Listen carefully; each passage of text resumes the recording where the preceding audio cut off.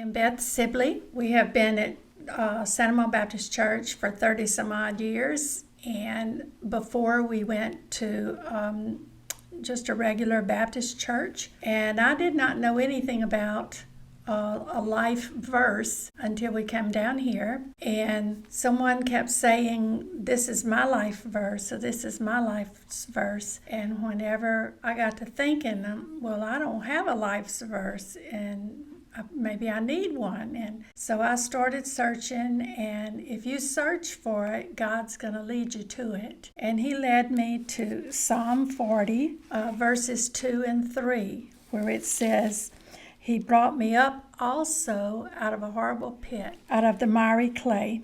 And He set my feet upon a rock, and He established my goings. And He hath put a new song in my heart, in my mouth, and praise unto our God. And many shall see it, and fear, and shall trust in the Lord." And Brother Graham, when he was here, put music to it. So that helped me to memorize it better. But where it says right here, "He brought me up out of a horrible pit," I was saved as a 10-year-old girl and stayed in church and did everything I knew to do that was supposed to be right. But as a teenager, our house burned down and we had to move, and there was no church.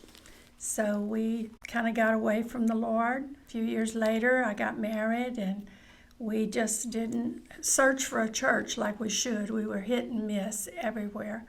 And so finally, Sister invited us to a revival. And during that revival, I surrendered to the Lord to rededicate my life and to make sure that I was in church each Sunday. And Kenneth was saved during that revival.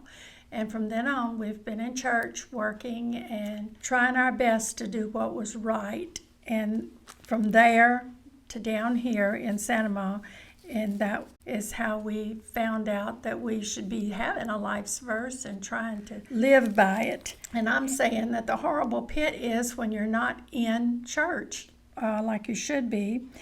And I don't know if you've ever been in clay or anything, but it sticks to you. But anyway, He set my feet upon a rock, and He established the way I should go. And He put a new song in my mouth. Now I wasn't singing the little ditties that come on the radio anymore.